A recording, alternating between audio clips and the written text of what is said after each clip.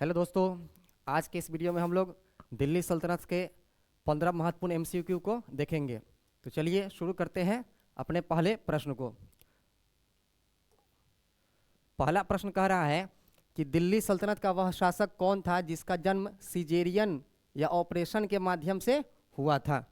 ठीक है, पहला शासक कौन था जिसका जन्म सिजेरियन या ऑपरेशन के माध्यम से हुआ था। तो ऑप्शन कह रहा है यहाँ पर सिकंदर लोदी, बहलोल लोदी, फिरोज शाह तुगलक और इल्तुतमिश। ठीक है, तो देखिए इसका आंसर की बात करें हम लोग तो दिल्ली सल्तनत का वो एकमात्र शासक था जिसका जन्म ऑपरेशन के माध्यम से हुआ था, वो था बहलोल लोदी। जब बहलोल लोदी का पैदाइश या जन्म हुआ उस वक्त क्या हुआ कि उनकी माँ के प्रसव पीड़ा की वजह से, प्रसव पीड़ा की वजह से उनकी मृत्यु हो गई। तो लोगों ने उनके ऑपरेशन करके उनको बाहर निकाला, माँ के गर्भ से बाहर निकाला। इसलिए इसका आंसर क्या हो जाएगा, बहलोल लोदी। बहलोल लोदी की बात करें तो ये प्रथम अफगान वंश का संस्थापक था। प्रथम अफगान वंश, प्रथम अफगान वंश का शासक था जिसने लोदी वंश की स्थापना की। लोदी वंश की स्थापना की कब किया था, तो 1451 ईस्वी में। ठीक है, उसके बाद बात करें तो लोदी वंश के ये बहलोल लोदी की बात करें तो बहलोल लोदी एक ऐसा शासक था दिल्ली सल्तनत का जिसने सबसे लंबे समय तक शासन किया। इसने 1451 से लेकर 1489 ईस्वी तक शासन किया। लगभग 38 साल तक इसने शासन किया। ठीक है, ये क्या करता था कि अपने अमीरों को, अपने अमीर जब इससे नाराज हो जाते थे तो उसको मनाने के लिए घर जाता था और उससे कहता था कि अगर तुमको मेरा काम पसंद नहीं आ रहा है तो तुम ही ये सल्तनत संभालो, मुझे और कोई काम दे दो। उसके अलावा इसने एक सिक्का जारी किया था, उसका नाम था बहलोली सिक्का।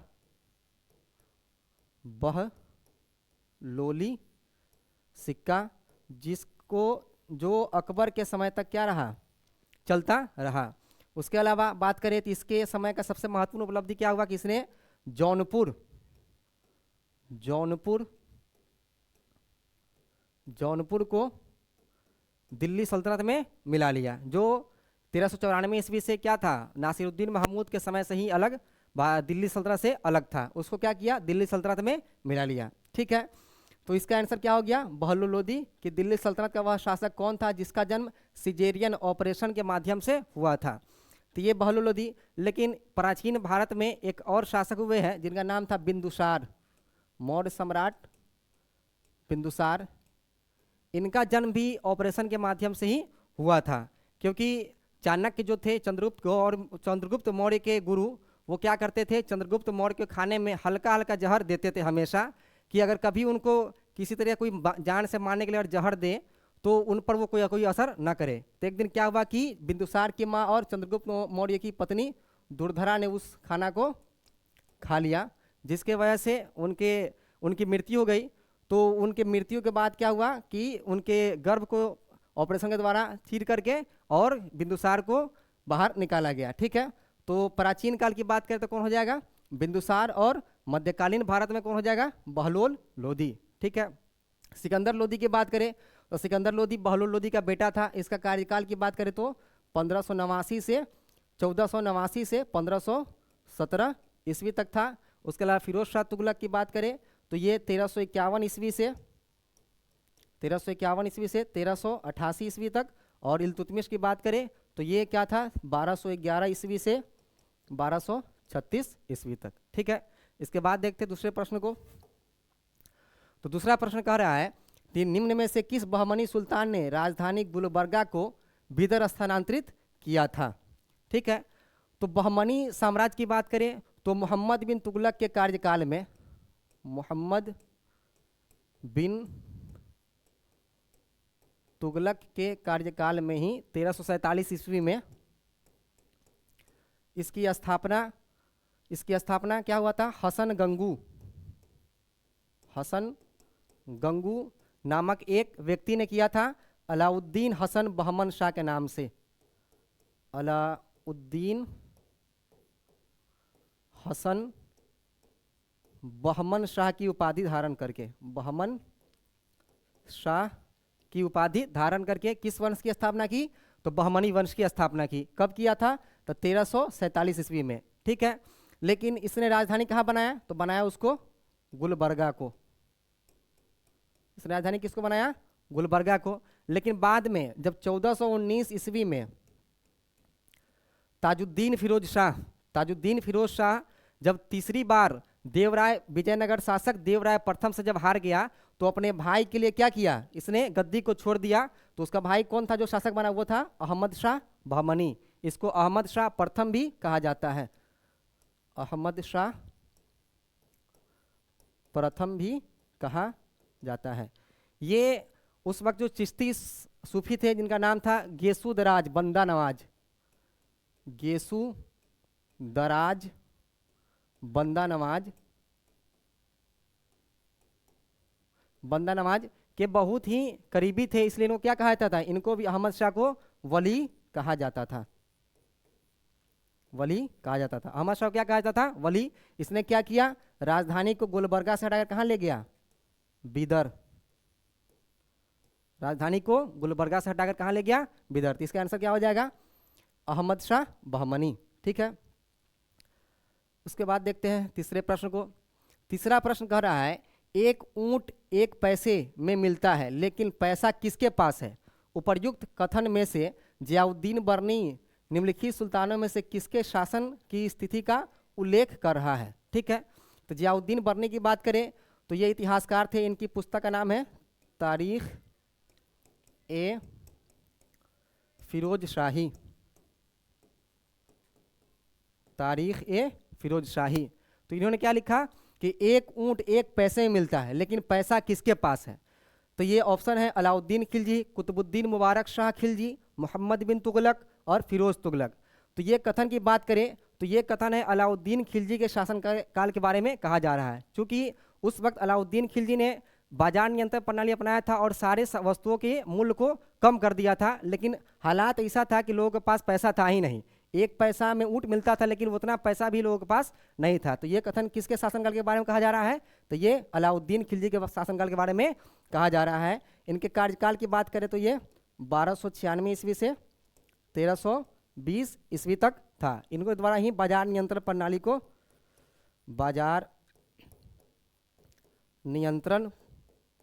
प्रणाली को शुरू किया गया था।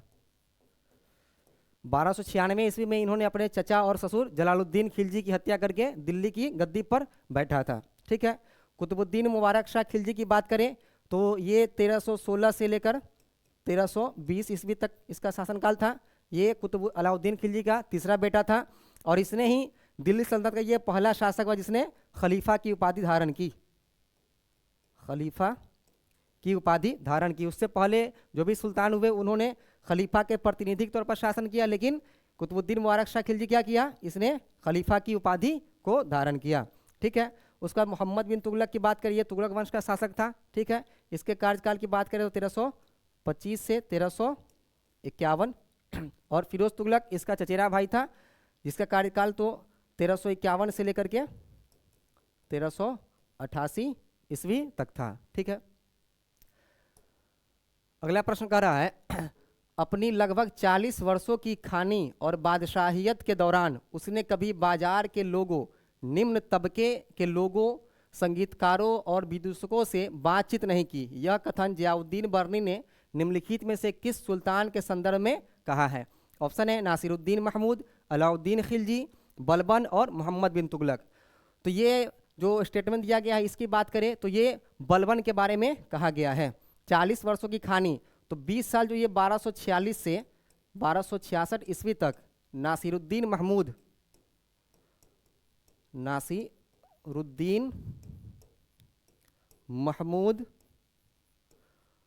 जिससे इसने अपनी बेटी की शादी करवाया था, उसके शासनकाल में क्या था? 20 साल तक ये नायब ममलिकत के पद पर था। उसके बाद बात करें फिर 20 साल 1266 से 1286 ईस्वी तक क्या था? ये दिल्ली सल्तनत का सुल्तान था। और इसने ये क्या कहता था कि जब मैं किसी निम्न कुल के व्यक्ति को देखता हूं तो मेरे नसों में खून दौड़ने लगता है और मेरा हाथ तलवार के म्यान पर चला जाता है कि उसकी गर्दन मैं उड़ा दूं। तो ये बात भी उसने क्या किया था? किसके लिए कहा था कि 40 वर्ष खानी में लोगों निम्न तबके के लोगों, संगीतकारों और विदूषकों से बातचीत नहीं की। इसने किसने नहीं की? तो बलबन ने। तो बलबन की बात करें तो ये निम्न कुल के लोग से मिलता जुलता नहीं था। यहाँ तक कि एक मलिकुत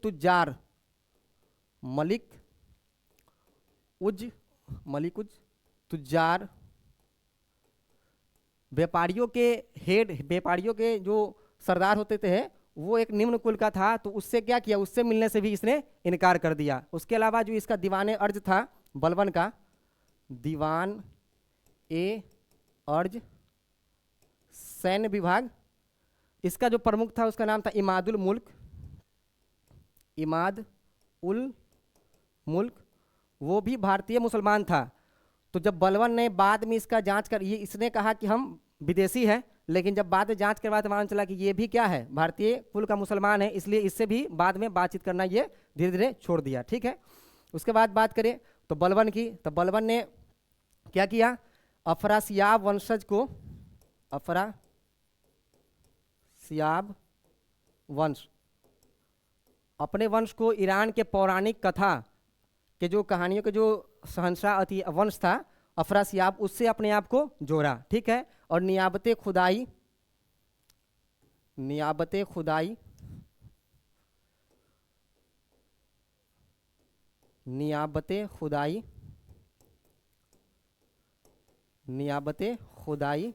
और जिल्ले इलाही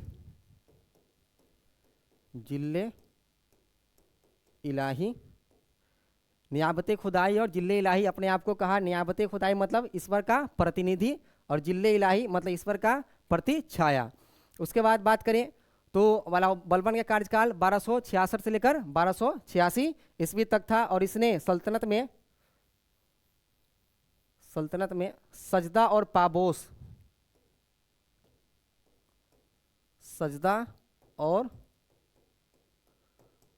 पाबोस की परंपरा को शुरू किया। सजदा मतलब बादशाह के सामने झुककर सजदा करना, और पाबोस उसके सिंहासन के करीब जाकर उसके पांव को चूमना था। ठीक है। उसके बाद ये हो गया नासिरुद्दीन महमूद। तो क्या था ये? 1246 से 1266 तक क्या थे? दिल्ली सल्तनत के सुल्तान थे। इनके बारे में कहा जाता है कि ये जब खाना भी खाते थे, पानी पीते थे या सोते भी थे तो तुर्क सरदारों से पूछकर ही सोते थे। ठीक है, चाहे खाना खाते थे या पानी पीते थे। उसके अलावा अलाउद्दीन खिलजी है, तो अलाउद्दीन खिलजी के बारे में हमने पिछले स्लाइड में पढ़ा। मोहम्मद बिन तुगलक, ठीक है, ये दिल्ली सल्तनत के ऐसे सुल्तान थे जिनका सबसे अधिक साम्राज्य विस्तार था। इन्होंने सबसे बड़े साम्राज्य पर शासन किया था। अगला प्रश्न कह रहा है जौनपुर राज्य का अंतिम शासक कौन था? ठीक है, तो जौनपुर राज्य की बात करें तो इसे पूर्व का सिराज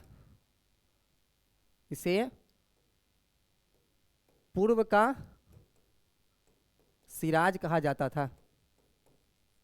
सिराज या भारत का सिराज कहा जाता था। ठीक, इसकी स्थापना 1394 ईस्वी में 1394 ईस्वी में मलिक सरवर नामक व्यक्ति ने किया था। ठीक है, इसने 1394 ईस्वी में ये नासिरुद्दीन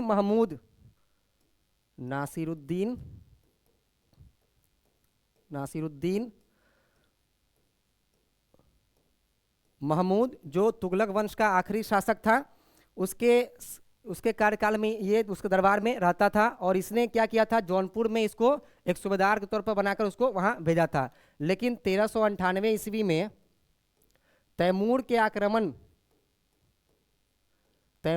आक्रमण के बाद उत्पन्न हुई अराजकता को देखते हुए इसने क्या किया, जौनपुर राज्य की अलग राज्य की स्थापना की और वहां पर शर्की वंश की स्थापना की। क्योंकि शर्क जो है मलिक उस शर्क की उपाधि नासिरुद्दीन महमूद ने किसको दिया था? यही मलिक सरवर को। ठीक है, तो इसने क्या किया, जौनपुर राज्य की स्थापना की। नासिरुद्दीन महमूद के बारे में कहा जाता है कि शाहजहां की सल्तनत दिल्ली से पालम तक है। इन्हीं के बारे में ये स्टेटमेंट कहा जाता है। उसके अलावा बात करें, ये पूछ रहा है कि जौनपुर राज्य का अंतिम शासक कौन था?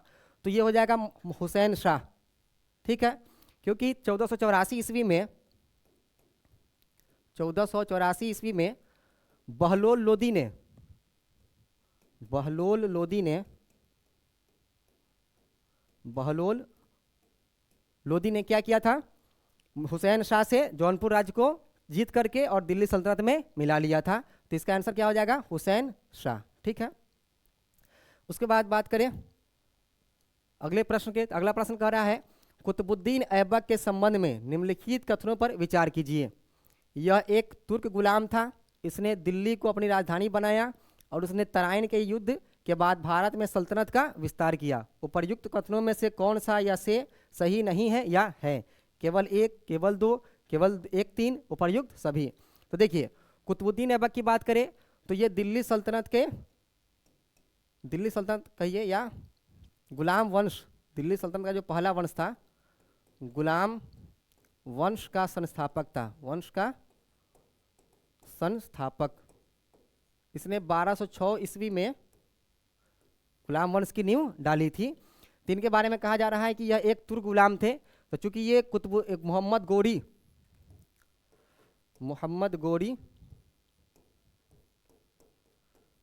गोरी के गुलाम थे, इसलिए ये क्या हो जाएगा?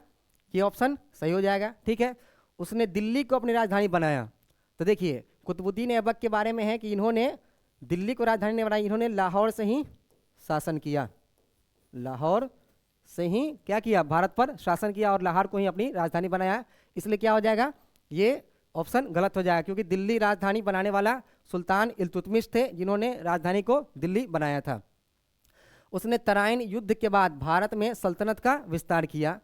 तो देखिए 1191 में प्रथम तराइन के युद्ध हुआ, जिसमें मोहम्मद गोरी और पृथ्वीराज चौहान के बीच युद्ध हुआ, जिसमें मोहम्मद गोरी की पराजय हुई। लेकिन उसके एक साल बाद 1192 ईस्वी में दूसरी तराइन का युद्ध हुआ, जिसमें मोहम्मद गोरी की विजय हुई और पृथ्वीराज चौहान की हार हुई।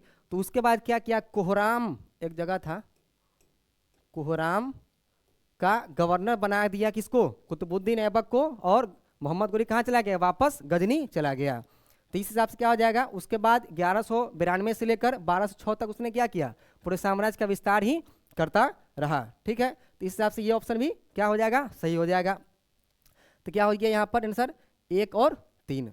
कुतुबुद्दीन ऐबक की बात करें, कुतुबुद्दीन ऐबक की, तो इसने इसे लाख बख्श कहा जाता है, लाख बख्श कहा जाता है। ऐबक के मतलब होता है, ए मतलब चंद्रमा, बक मतलब स्वामी, चंद्रमा का स्वामी।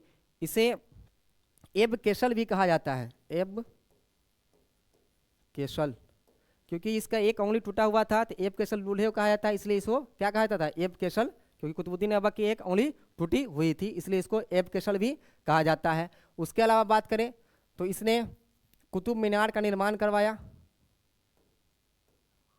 कुतुब मीनार का निर्माण करवाया, लेकिन उसका पूरा किसने किया? तो इल्तुतमिश ने। ठीक है, उसके अलावा अजमेर में इसने 2.5 दिन का झोपड़ा, 2.5 दिन का झोपड़ा का निर्माण करवाया। ठीक है, उसके अलावा दिल्ली में कुव्वतुल इस्लाम मस्जिद, कुव्वत उल इस्लाम मस्जिद का भी निर्माण करवाया। ठीक है, ये हो गया। अगला प्रश्न कह रहा है तुगलक राजवंश की स्थापना किसने की थी? ऑप्शन है अमीर खुसरो, मलिक काफूर, गाजी मलिक, गयासुद्दीन तुगलक और मोहम्मद बिन तुगलक। तो तुगलक वंश की बात करें तो इसकी स्थापना 1320 ईस्वी में, 1320 ईस्वी में गाजी मलिक ने गयासुद्दीन तुगलक की उपाधि, गयासुद्दीन तुगलक की उपाधि धारण करके किया था। गयासुद्दीन तुगलक की बात करें तो इसने 1320 ईस्वी में नासिरुद्दीन खुसरव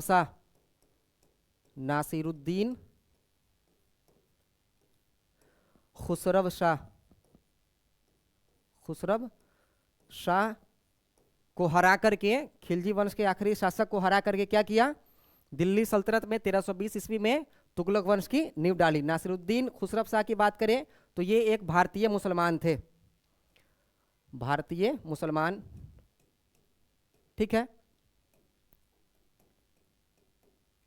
इनकी सल्तनत को मान्यता ख्वाजा निजामुद्दीन औलिया ने भी दे दिया था, लेकिन सारे अमीर इससे खुश थे, लेकिन सिवाय गाजी मलिक के। इसने कहा कि इस्लाम खतरे में है, इस्लाम खतरे में है का नारा दे करके सारे अमीरों को खत लिख करके अपने पास जमा किया और इसको क्या किया, एक जंग में हरा करके 1320 ईस्वी में किसकी स्थापना की, तुगलक वंश की स्थापना की, ठीक है। तो इसका आंसर क्या हो जाएगा, गाजी मलिक। अगला कह रहा है प्रश्न, निम्नलिखित कथनों पर विचार कीजिए। उसने सुल्तान बनने से पहले नायब का पद धारण किया, उसने सजदा और पैबोस की रस्म के अनुपालन पर जोर दिया। तीसरा कह रहा है उसने भारतीय मुसलमानों को सत्ता में सभी पदों से निष्कासित कर दिया। निम्नलिखित में से किस दिल्ली सुल्तान का उपर्युक्त कथनों में वर्णन किया गया है। पहला है इल्तुतमिश, दूसरा अलाउद्दीन खिलजी, तीसरा बलबन और चौथा मोहम्मद बिन तुगलक। तो हमने पीछे ही पढ़ा था कि सजदा और पाबोस की शुरुआत किसने किया था, बलबन। बलबन इसने क्या किया था, दरबार में सजदा और पाबोस की परंपरा को शुरू किया था। ये ईरानी परंपरा थी जो भारत के ये दिल्ली सल्तनत में इसके द्वारा शुरू किया गया। तो अगर एक का आंसर आपको पता है तो क्या हो जाएगा इसका आंसर, बलबन, ठीक है। बलबन की बात की, इसका नाम क्या था, असल नाम था बहाउद्दीन, बहाउद्दीन और गयासुद्दीन बलबन। गयासुद्दीन बलबन की उपाधि, बलबन की उपाधि धारण करके क्या किया, दिल्ली सल्तनत की गद्दी पर ये बैठा। उसके अलावा उसने सुल्तान बनने से पहले नायब का पद धारण किया। तो ये भी बात सही है क्योंकि इसने नासिरुद्दीन महमूद के समय में ये नायब के पद पर बैठा था, लेकिन कुछ वक्त के लिए 1253-54 में इसको नायब के पद से हटा दिया गया था। इस पर एक भारतीय मुसलमान इमादुद्दीन रैहान, उसका नाम क्या था, उसका नाम था इमादुद्दीन रैहान, इमादुद्दीन रैहान कुछ पल के लिए, कुछ समय के लिए 1253-54 में बलबन को नायब की गद्दी से हटा करके और इस गद्दी पर बैठा। ये भारतीय मुसलमान था और किसी भारतीय मुसलमान के द्वारा सत्ता हासिल करने का ये पहला प्रयास था। और नायब के पद की बात करें तो नायब के पद को कब शुरू किया गया था, बहराम शाह, दिल्ली सल्तनत के एक शासक 1240 से 42 के बीच, क्या नाम था उसका, बहराम शाह, मोइजुद्दीन बहराम शाह के समय ही नायब के पद को सृजित किया गया। उसके अलावा उसने भारतीय मुसलमानों को सत्ता में सभी पदों से निष्कासित कर दिया। तो बलबन के बारे में ये कथन भी सही है, ठीक है। तो इसका आंसर क्या हो जाएगा, बलबन। अगला प्रश्न कह रहा है गुलाम का गुलाम किसे कहा गया था। ऑप्शन है मोहम्मद गौरी, कुतुबुद्दीन ऐबक, बलबन और इल्तुतमिश। तो गुलाम की बात करें हम लोग तो ये इल्तुतमिश को कहा जाता है। इल्तुतमिश की बात करें तो ये अपने भाई, सौतेले भाइयों की वजह से इनका गुलामी का जिंदगी, सौतेले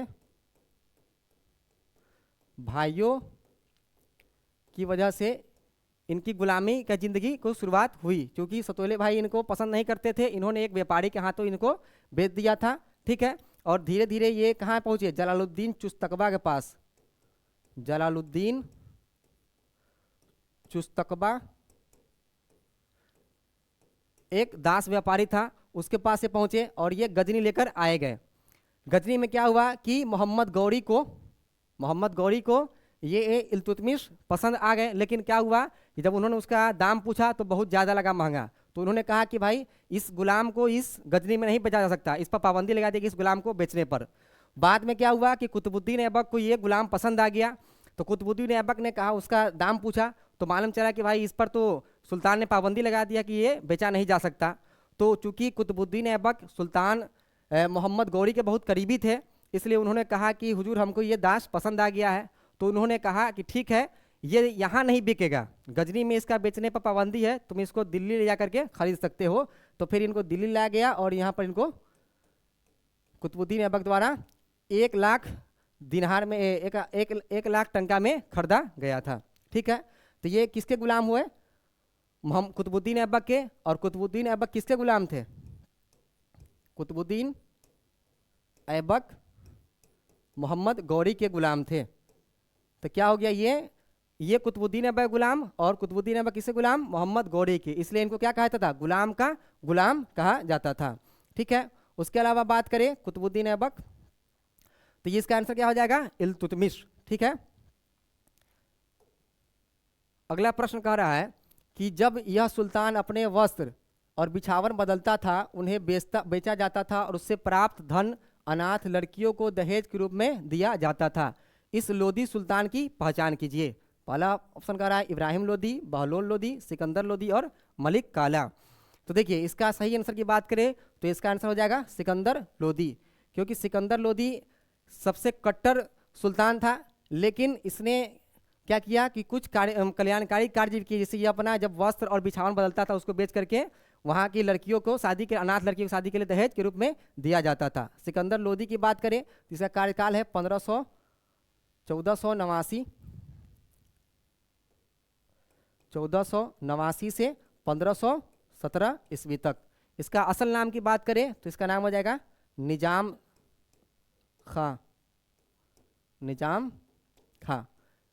इसने सिकंदर लोदी की उपाधि धारण करके बहलोल लोदी की मृत्यु के बाद 1489 ईस्वी में दिल्ली की गद्दी पर बैठा। इसकी बात करें तो ये गुलरुखी नाम से, गुलरुखी नाम से कविता कहता था। उसके अलावा इसने माप की इकाई गज ए सिकंदरी को, गज ए सिकंदरी को शुरू किया था। ठीक है, तो ये हो गया सिकंदर लोदी, इसका आंसर सिकंदर लोदी। अब अगला प्रश्न कर रहा है तारीख ए मुबारक शाही का लेखक कौन था? यहिया बिन अहमद सरहिंदी, इसामी, शम्स सिराज अफीक और बरनी। तो इसका आंसर की बात करें तो ये हो जाएगा यहिया बिन अहमद सरहिंदी। इसने सैयद सुल्तान, सैयद वंश के शासक, सैयद वंश की बात करें तो ये 1414 से 1451 ईस्वी तक। इसकी स्थापना की बात करें तो किसने किया था?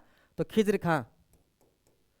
खिज्र खां, खिज्र खां ये 1414 से 1421 तक दिल्ली का सुल्तान था। इसके दुनिया से जाने के बाद इसका बेटा क्या नाम था? मुबारक शाह। मुबारक शाह 1421 ईस्वी में, 1421 से 1434 ईस्वी तक, 1421 में ये गद्दी पर बैठा और 1434 ईस्वी तक ये दिल्ली का सुल्तान था। ठीक है, इसी के समय क्या किया ये यहिया बिन अहमद सरहिंदी ने एक पुस्तक लिखा, इसका नाम क्या था? तारीख़ फिरोज शाही। तारीख ए फिरोज, तारीख़ मुबारक शाही, तारीख़ फिरोज शाही तो बरनी का है। तारीख ए मुबारक शाही नामक पुस्तक लिखी, और ये पुस्तक किसको समर्पित है? ये पुस्तक क्या नाम था उसका? मुबारक शाह को समर्पित है, जो सैयद वंश का शासक था। कब से कब तक? 1421 से 1434 ईस्वी तक शासक था। इसामी की बात करें तो इसका एक पुस्तक है फुतूहुस सलातीन, जिसमें चरखे के बारे में बताया गया है। ठीक है, उसके अलावा बरनी की क्या पुस्तक का नाम है? तारीख़े फिरोज शाही। अगला प्रश्न कह रहा है कि निम्नलिखित में से कौन सा इतिहासकार मंगोलों द्वारा बंदी बनाया गया था? ठीक है, हसन निजामी, अमीर खुसरो, इसके अलावा मिनहाजुस सिराज, जियाउद्दीन बरनी। तो इसके आंसर की बात करें तो इसका आंसर हो जाएगा अमीर खुसरो। अमीर खुसरो को क्या कहता है? तूतीय हिंद। तूतीय हिंद। ठीक है, इनका जो उत्कर्ष समझिए, इनका उत्कर्ष जो है से बलबन के बेटे, बलबन के बेटे क्या नाम था? मोहम्मद के समय में हुआ था। और मोहम्मद की बात करें तो ये जो बलबन का उत्तराधिकारी भी था, लेकिन बलबन के कार्यकाल में ही इसकी मृत्यु हो गई थी। ठीक है, लेकिन इसको ये मंगोलों से लड़ते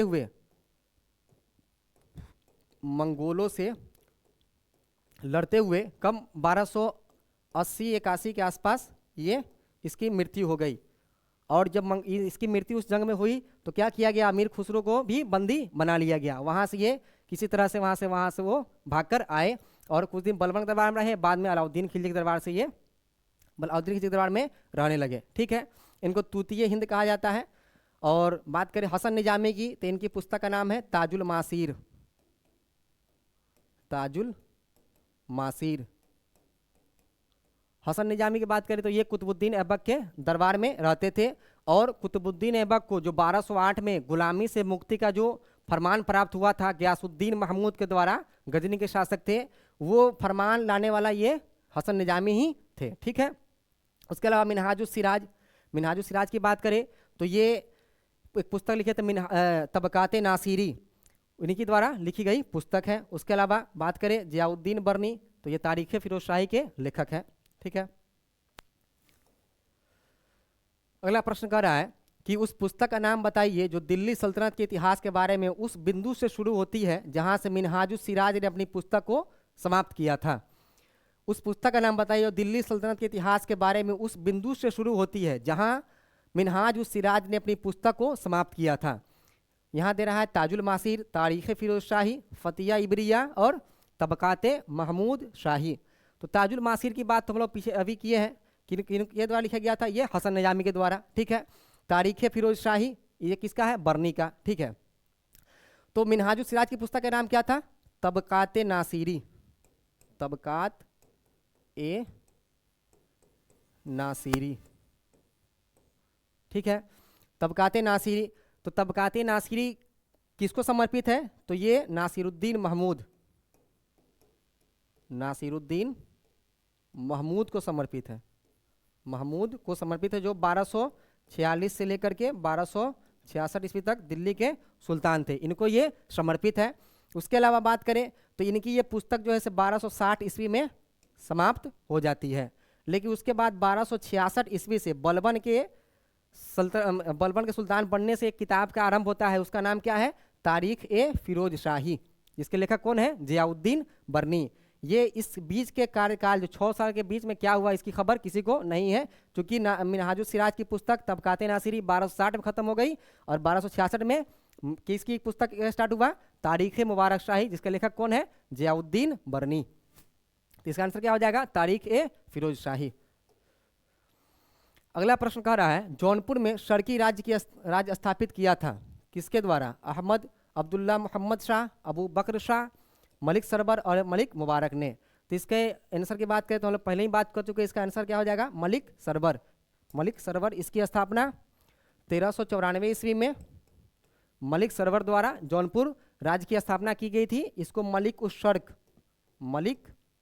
उस शर्क की उपाधि नासिरुद्दीन महमूद ने दिया था, जो तुगलक वंश का आखिरी सुल्तान था। उसी के कार्यकाल में 1394 ईस्वी में किसकी स्थापना की, मलिक सरवर ने जौनपुर राज्य की स्थापना की। और जौनपुर की बात करें तो इसे पूर्व का सिराज कहा जाता है, ये पहले हम लोग बात कर चुके हैं। और इसकी स्थापना की बात करें तो किसने किया था, फिरोज शाह तुगलक, फिरोज शाह तुगलक ने अपने भाई जौना खां की याद में करवाया था। जौना खां किसका नाम है, तो मोहम्मद बिन तुगलक का असल नाम क्या है, जौना खां। ठीक है, ये हो गया।